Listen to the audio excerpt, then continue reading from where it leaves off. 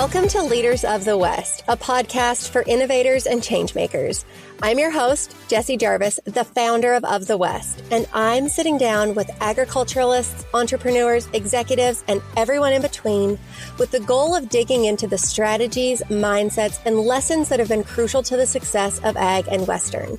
Whether you're carrying on the next generation of your family's operation, starting something from scratch, or determined to climb up the leadership ladder, we're going to inspire you to continue to dream big, growing not just you, but the future of agriculture and Western as a whole. Let's go.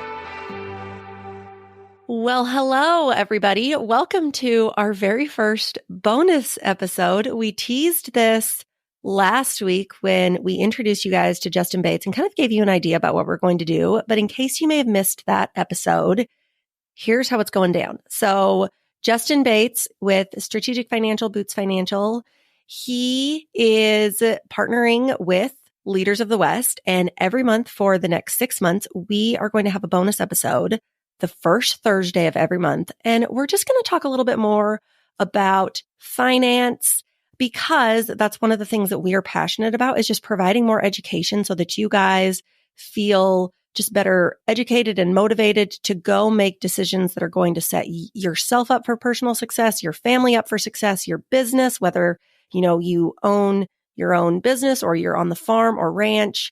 So I highly encourage you guys, if you may have missed our introduction episode to Justin last Tuesday, put pause on this, go back and listen to that. That is really going to kind of set this up for what the next 6 months is going to be. But today, the topic is retirement. So, Justin, let's just dig right into it. Because again, we wanted to keep these pretty quick for people. They're going to be around that 20, 25-minute mark. Where does somebody start with retirement? Yeah, and this is a question that's obviously on everybody's mind. So a lot of people, they think of when they focus on retirement, what number do we need to focus on, right? And the reality is I would not focus on any kind of number when you think of retirement. Because when you look at the most successful people, they focus more on how to position their assets to grow to the biggest net income, not necessarily grow to the biggest number. If you can chew on that for a second. How to position your assets. Repeat that over again for us. So they will focus on how can we position our assets and our investments to grow to the biggest net income, not necessarily grow to the biggest number. Okay.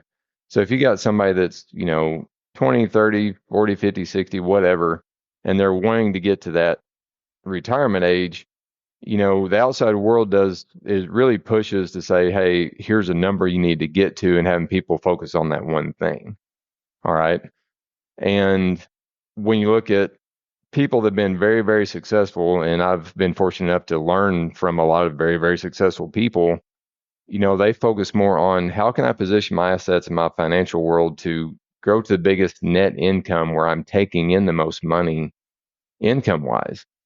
Not necessarily on, well, what's my number going to be? Because a big number doesn't necessarily mean, hey, this is how much you can spend now. And two, I would imagine, which again, you're the finance expert here, not me, but what my number is now, because life changes and inflation and all of these things, the number that may work for retirement today in September of 2024 may not be the number that's going to work for retirement in September of 2054. 100%. I mean, you hit the nail on the head. And that's one of the points I was going to bring up. So very, very good job there. If you remember, and I think we talked about this maybe in the introduction episode, but the old ING commercials, where it would have the commercial would come up and it would see these people, walking down the street, walking their dog or whatever, and they'd have this sign with 2 million, 3 million, whatever, these dollars following them around. And the message was, what's your number? And they were encouraging people to get this number picked out and then focus on growing their net worth to that number so they can retire. And so what people would do is they would focus on that and they would be shoveling money into whatever vehicle they chose and trying to get to that. But it's like their whole lives, their focus was on growing to this number. It's kind of like they were focused on getting to the top of the mountain, getting to that number.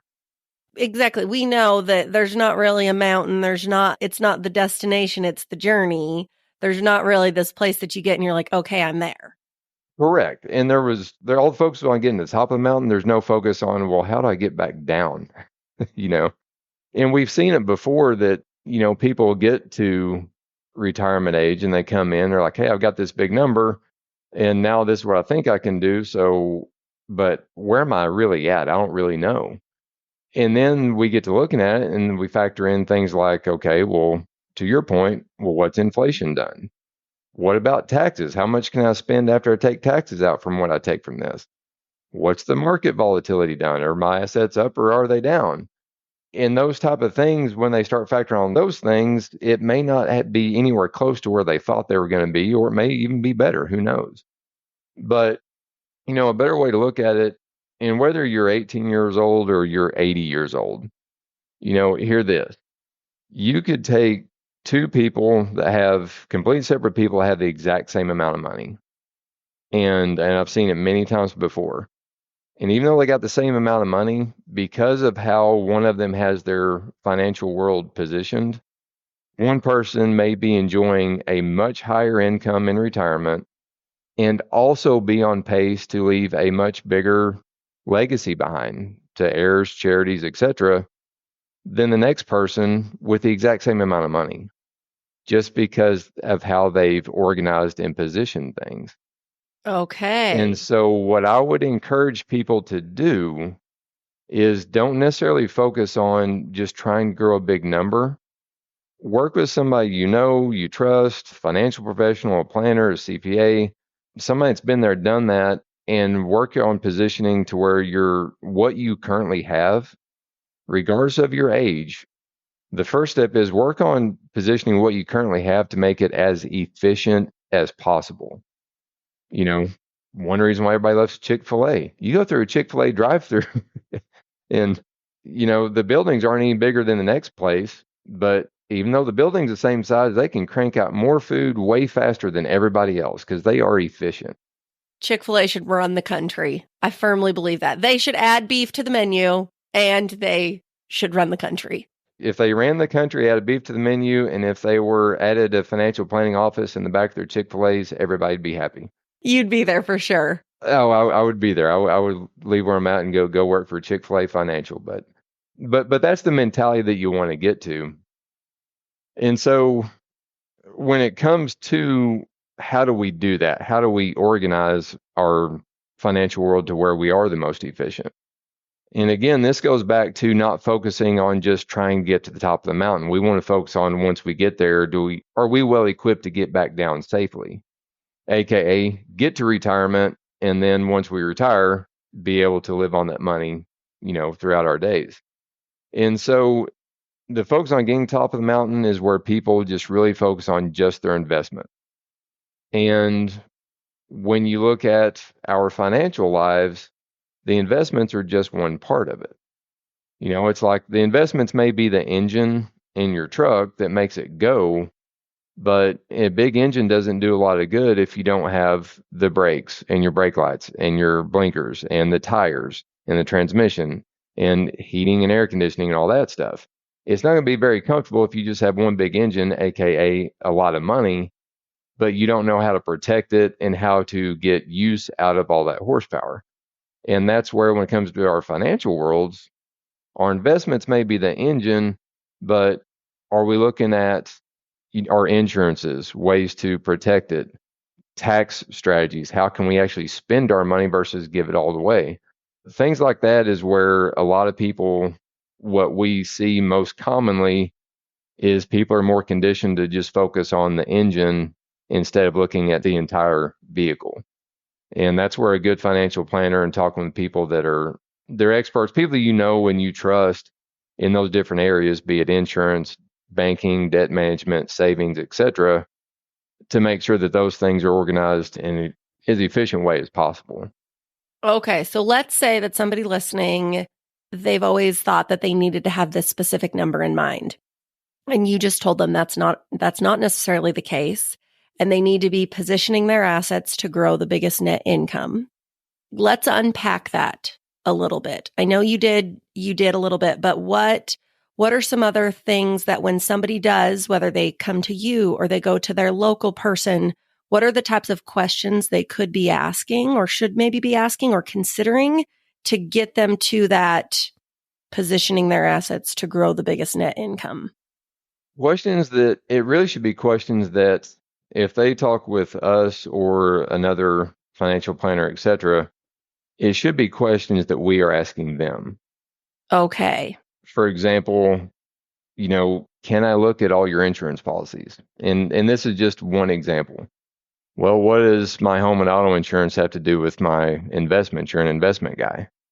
Well, if I'm an investment guy and I can help you to build up, this big engine, which we want to do, I also, if we're going to work together, I want to make sure that our insurance is in place to where something silly doesn't happen and you don't have the proper coverage and you can lose what we built a few years down the road. And so those are little things that people don't really associate together. They kind of handle all these things separate. Like, well, hey, our insurance guy is over here. Maybe we have a life insurance agent over here. Maybe we have a banker over here. Our CPA's over here. Our attorney or our estate planning attorney is over here.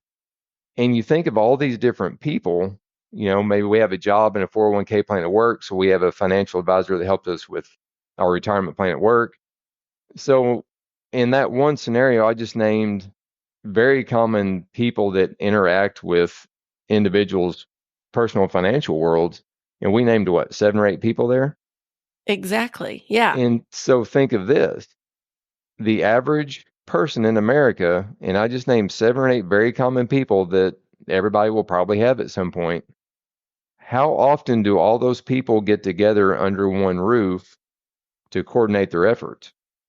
Never. And I will say on a personal level, I've also struggled with this because your accountant is separate than the person who is giving you financial advice, but then they're also giving you business advice and your business attorney is separate. And that can be really frustrating to then kind of be the middleman in making these connection points when in reality, the reason that I've hired all of these people is because they're the professionals, not me. And I'm the one that's supposed to take this message and figure out how to take it to the next person and get all the jargon and the lingo right.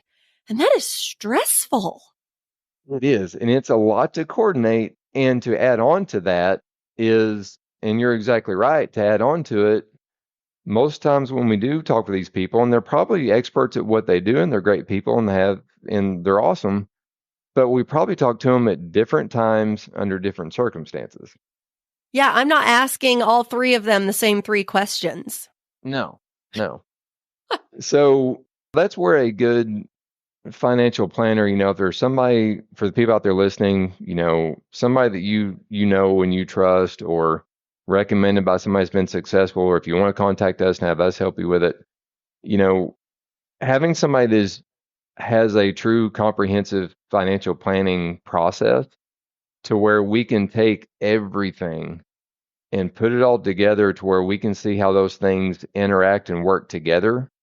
We talked about a vehicle early as an analogy. It's like being able to run diagnostics on the vehicle, or if you go to the doctor, being able to have an X-ray machine on your financial world where you can see everything and know, okay, that's a little bit of an issue right there. Here, we can make that better. Let's fix that. Well, once that's better, well, then this is going to work better over here because it's going to interact better together that way. And then we take what people already have, make it more efficient, and that's how they get their income to be better.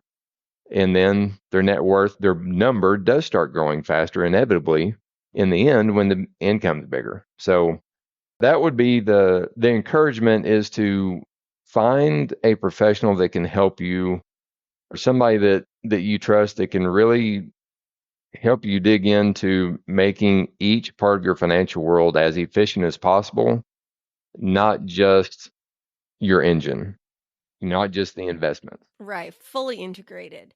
Okay. I have 2 more retirement specific questions. And I'm going to put them in two groups. So you're either somebody who you are self-employed or you own your own business, right? So you're responsible for your retirement. Or chances are you work for somebody else and hopefully you have some kind of retirement plan that's associated with your employment or your career. So I feel like that's going to be obviously most of the people who are listening are going to fall into one of those buckets. Let's break this down. If let's say that you work for somebody else and if the company that you work for offers a retirement plan of some kind, is that all you need to worry about? Are there other things that you need to be focused on for retirement, or can you just do what your company is doing and you're good to go? So, a couple different things if you're working for somebody else. Number one, for people that may already be in, if they have a retirement plan, a 401k, a simple IRA, those are just the acronyms. They're both retirement plans. They work very, very, very similar.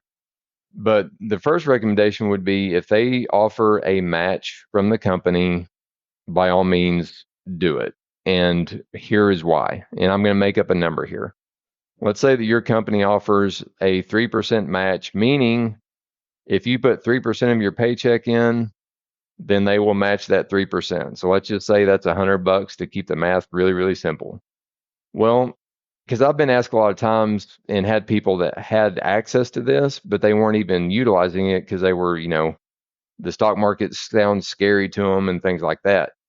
But what people need to realize with that match and why it's a good thing is if you put $100 in out of your paycheck and the company matches you $100, what's your return overnight?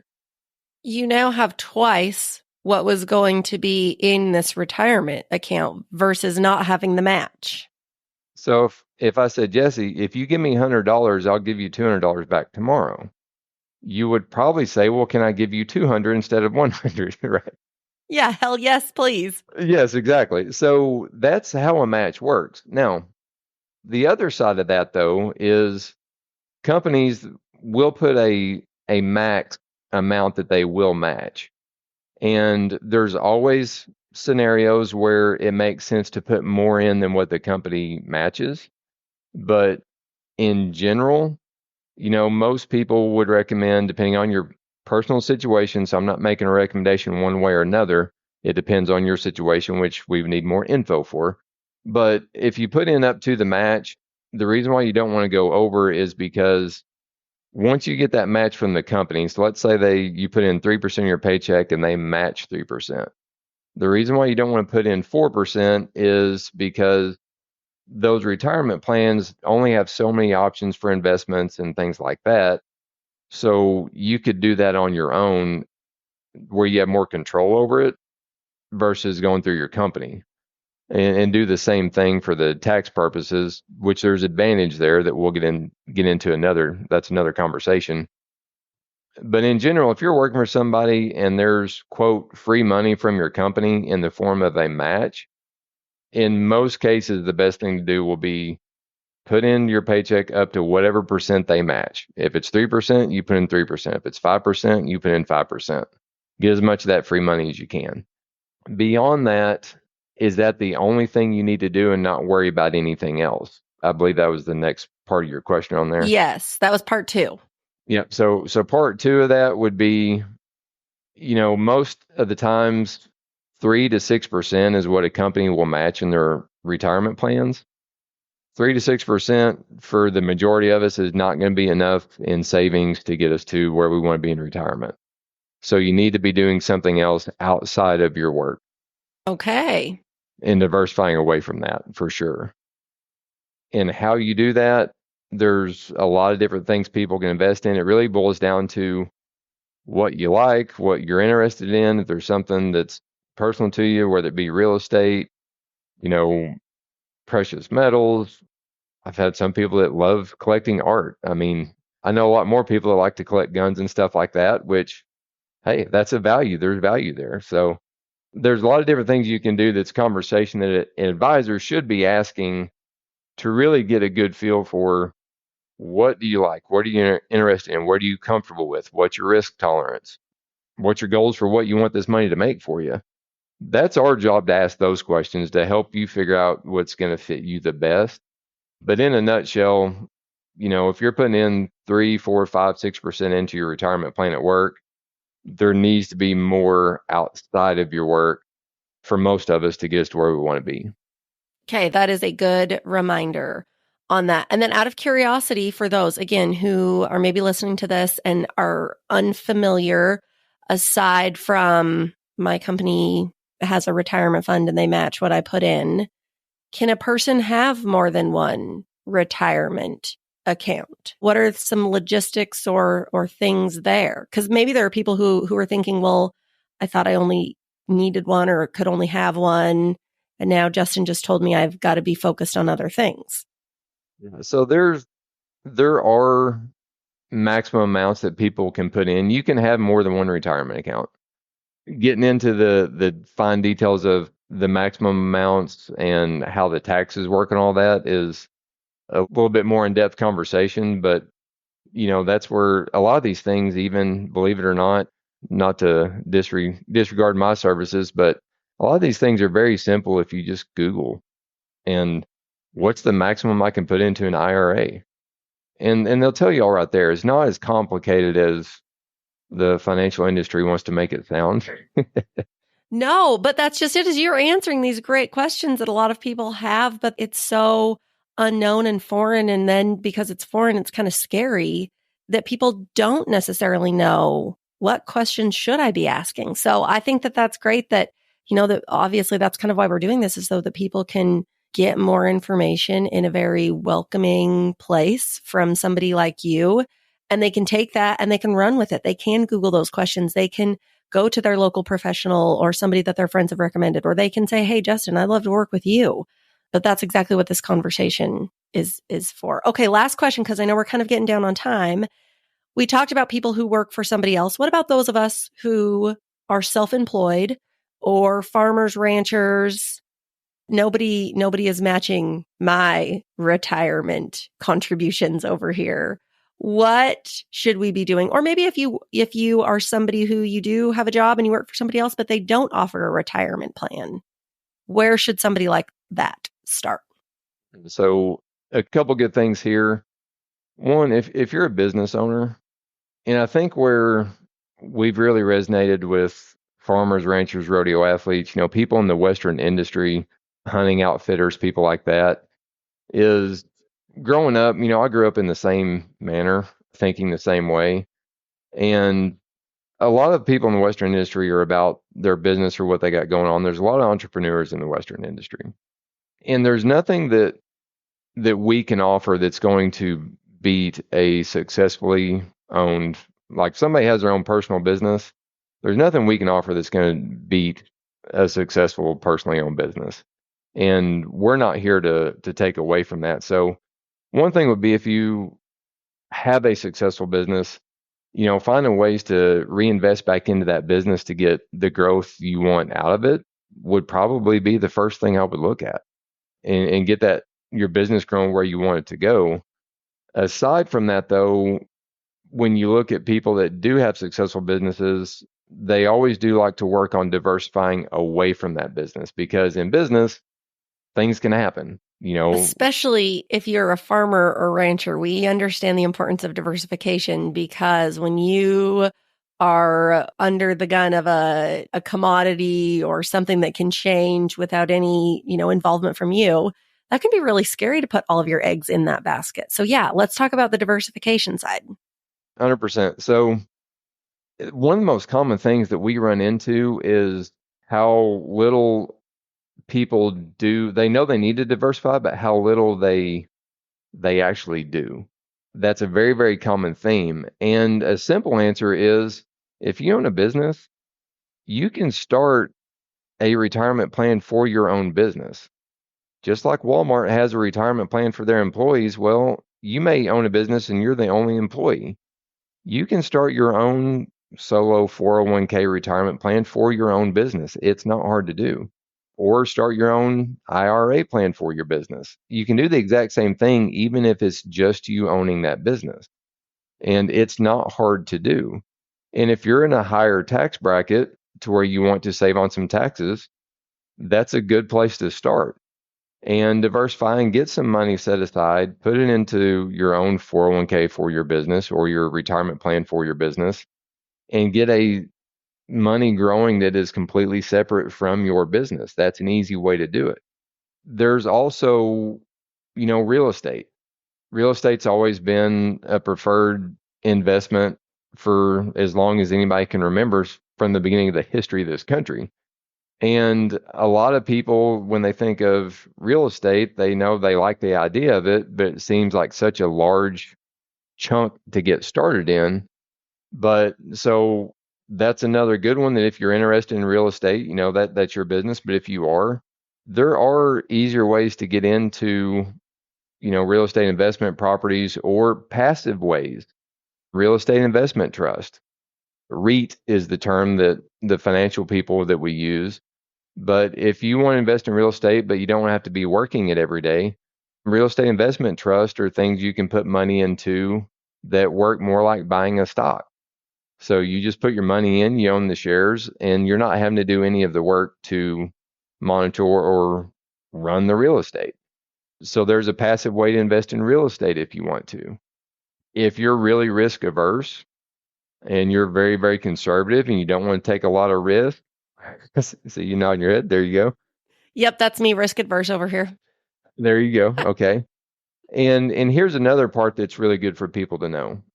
Let's say that you have a successful business, it's growing, you're in a higher tax bracket, and you really want to save on some taxes, so you want to start a retirement plan for your business. A lot of people assume, well, if I have a retirement plan, it automatically goes into stock market stuff. Well, you can have a 401k plan or an IRA, etc. Put money into it. It doesn't have to go straight into stocks with, the roller coaster swings and all that. It can be invested in very conservative, more fixed income type funds and things that, are more than likely not going to have your big returns, but they're not going to have your wild swings either. It'll be more of this steady, consistent growth. And we know that in life, like higher risk, higher reward, lower risk, lower reward. And the same obviously applies to investments as well. If you're going to take on more risk, yeah, you may make it big, but you also have more potential to lose big. But then there's also those that are just very conservative. If you are going to lose, it's going to be a smaller amount. If you're going to gain, it's probably going to be a smaller amount. But it just kind of depends on the financial picture or health of the individual making those decisions. Exactly. And the main message there is, if you do want to diversify away from your business, or if you work for somebody that does not have a retirement plan, but your main goal is, I want to start putting some money back for retirement, you can absolutely do that. And you don't have to take really high risk investments to do that. You can still put your money in very conservative, steady Eddie type, good gains just to get it growing for you. You can do that. It doesn't, a retirement plan doesn't necessarily mean high risk. There's lots of different options out there. So don't be fearful of that side of it, because I've run into that a lot too. People get fearful when they hear stock market, and it doesn't have to be that way. Oh, well, Justin, none of this has to be fearful, and that's exactly what we're doing. We're breaking it down. I feel like did we kind of cover retirement for everybody for the most part? Obviously, there are far more questions, I know, but again, the whole purpose is to really just kind of stir the pot in a positive way to make people hungry for more information, to make more decisions or better decisions. So, with that, anything else that you want to add? I think you said it very well, and yeah, that is the main goal. Is if you haven't dived into this type of stuff before, don't be afraid to go talk to somebody like, and trust. And I think what people will find is they'll really enjoy the conversations, they'll really enjoy the education, and be way more comfortable to where they can make these decisions to better themselves with a lot more confidence and clarity just by taking that first step of having the conversation, get some education from a professional, and move forward. Awesome. And then, Justin, in case somebody is just really digging what you're putting down, where can they go if they do specifically want to work with you? How can they get in touch with you? You can call our office, 417-823-3810 for Strategic Financial. We're out of Springfield, Missouri, just some good old folks here in the middle of the Middle West. And my email is on there. You can contact of the West, or it's jbates@thestrategicfinancial.com, and shoot an email over. We like to keep it simple and just start out with a simple conversation, see where it goes. Awesome. Well, as always, you guys, you know where to find us. We will be here with our normal episodes next Tuesday. And then next month in October, we will be back with one of these bonus episodes. I hope you guys have a great rest of your day, a fabulous week, and we will chat soon.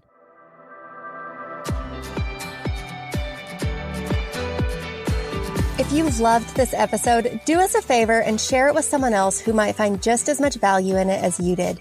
We're on a mission to continue to grow and strengthen the future of agriculture and Western industries, and you spreading the word helps us make more of a positive impact. It also makes a big difference when you take a minute to go rate and review the show. We can't thank you enough for listening, for sharing, and for loving Ag and Western as much as we do. We'll see you back here for our next episode.